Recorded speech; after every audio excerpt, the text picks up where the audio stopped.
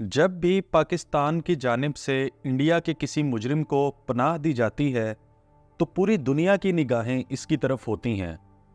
1993 में मुंबई में होने वाले धमाकों के अहम मुलजिम दाऊद इब्राहिम के पाकिस्तान भाग जाने और वहां बसने की खबरें आईं तो इंडिया ने इसे एक बड़ा मामला बना लिया।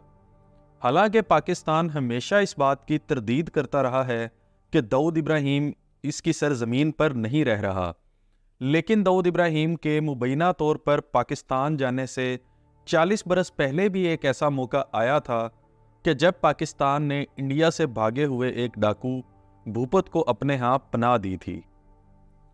50 की दहाई में भूपत डाकू गुजरात और राजस्थान में काफ़ी सरगर्म हो चुका था और कहा जाता है कि जुलाई 1949 और फरवरी 1952 के दरमियान भूपत और उसके गैंग पर 82 हलाकतों का इल्ज़ाम था। इनमें से आखिरी 2 हलाकतें फरवरी 1952 में की गई थीं। इसके बाद इंडियन पुलिस ने उस पर इतना दबाव डाला कि वो अपने 2 साथियों के साथ सरहद पार करके पाकिस्तान पहुंच गया। पाकिस्तान में इसको गिरफ्तार किया गया और गैर कानूनी तरीके से दाखिल होने और हथियार रखने के इल्ज़ाम में मुकदमा चलाया गया और पाकिस्तान की एक अदालत ने इसे 1 साल की सज़ा सुनाई। मशहूर किताब the people next door the curious history of India's relations with Pakistan के मुसन्निफ और पाकिस्तान में इंडिया के सफ़ीर के ओहदे पर रह चुके डॉक्टर TCA राघवन बताते हैं, इसके बारे में मैंने एक फ़ाइल देखी थी जो मेरे पास डीक्लासिफाइड करने के लिए आई थी ताकि इसे नेशनल आर्काइव्स में भेजा जा सके। ये मामला इतना अहम था कि इस बारे में दोनों ममालिक के दरमियान कई बार आला सतही बातचीत हुई।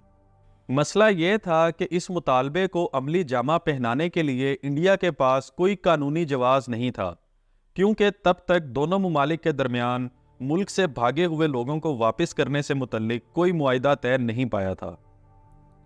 उनका कहना है जब इंडिया के उस वक्त के सफारत खाने की जानिब से भूपत डाकू को मुल्क वापस लाने की सारी कोशिशें नाकाम हो गईं तो उन्होंने पाकिस्तान की हुकूमत पर यह इल्ज़ाम लगाया कि वो सियासी तौर पर इतनी कमज़ोर है कि वोटों की परवाह किए बगैर भूपत को इंडिया को सौंपने की हिम्मत नहीं कर सकती।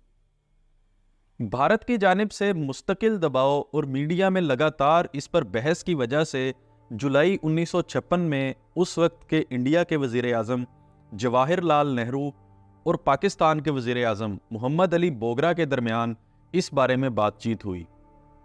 इसके बाद नेहरू ने वज़ारत ख़ारजा की फ़ाइल पर लिखा, पाकिस्तान के वज़ीर आज़म ने मेरे सामने भूपत का मामला उठाया। मेरे ख्याल से इस बार में शुरुआत उनकी तरफ से हुई। मिस्टर बोगरा ने कहा कि वो पूरी तरह से इस बात से मुत्तफिक हैं कि भूपत की हौसला अफजाई नहीं की जानी चाहिए। इसे इंडिया वापस भेजने के बारे में उन्होंने ये कहकर हाथ झाड़ लिए कि दोनों ममालिक के दरमियान मुल्क से भागकर आने वालों को वापस करने से मुतल्लिक मुआहिदा ही मौजूद नहीं है। उन्होंने कहा कि इसे इंडियन हुकूमत को इतला करने के बाद सरहद पर छोड़े जाने के बारे में सोचा जा सकता है, लेकिन किसी तरह यह खबर इंडियन मीडिया पर लीक हो गई और पाकिस्तान अपनी इस पेशकश से पीछे हट गया। इंडियन मीडिया में उस वक्त भूपत से मुतल्लिक खबरें छाई रहती थीं। बुलेट्स ने अपने अप्रैल 1953 के एडिशन में सुर्खी शाया की, क्या भूपत पाकिस्तानी फ़ौज के लिए भारतीय डाकू को भर्ती कर रहा है। इस रिपोर्ट में कहा गया था कि भूपत पाकिस्तानी फ़ौज के खुफिया इदारे के लिए भारतीय डाकुओं को भर्ती कर रहा है और एक टॉप सीक्रेट मिशन के लिए इंडिया पाकिस्तान सरहद के नज़दीक घूम रहा है। TSA राघवन बताते हैं, मीडिया की क्यासराइयों के दरमियान भूपत की हिकमत अमली ये थी कि किसी भी सूरत में पाकिस्तान उसे इंडिया के हवाले ना करे, जहां उसे फांसी पर लटकाया जाना तकरीबन तय था। एक वक्त ऐसा आया कि उसके बाज़ हामियों ने सड़कों पर ड्रामे करके उसके लिए चंदा जमा करना शुरू कर दिया। उन्होंने तकरीबन 1500 रुपये जमा किए। उस ज़माने में ये कोई मामूली रकम नहीं थी। इस सब से भूपत की इतनी हौसला अफजाई हुई कि उसने एक फिल्म बनाने का मंसूबा बनाया जिसमें जूनागढ़ पर भारतीय फौज के कब्जे को दिखाया जाता। उनका मौक़िफ़ ये था कि इस तरह की फिल्म से इंडिया के खिलाफ पाकिस्तान के प्रोपेगेंडे को फ़रोग़ मिलेगा। भूपत को यह अंदाज़ा हो गया था कि इंडिया भेजे जाने से बचने का वाहिद तरीका यही है कि वो खुद को जूनागढ़ की आज़ादी के लिए लड़ने वाला शख्स बताए।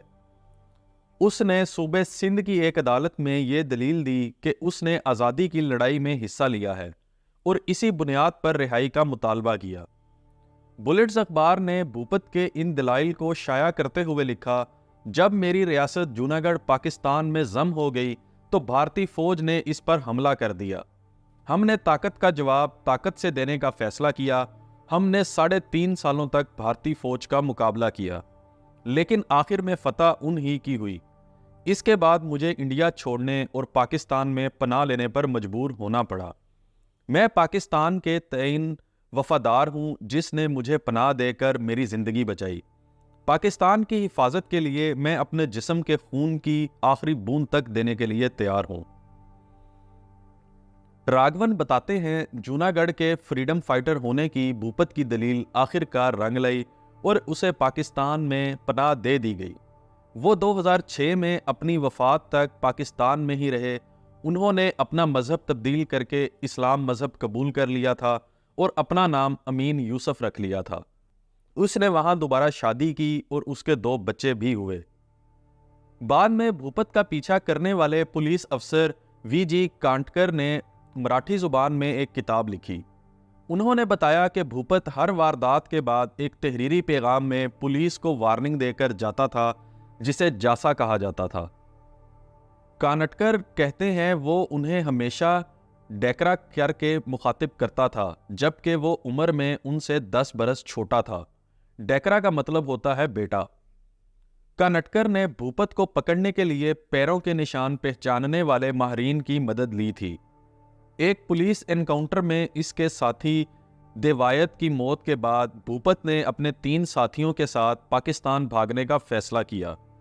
उनमें से एक साथी अमर सिंह कुछ दिनों के बाद इंडिया वापस लौट आए। बाद में खबर आई कि जेल से रिहा होने के बाद भूपत ने दूध फरोख्त करने का कारोबार शुरू कर दिया। कानटकर 1969 में सीआरपीएफ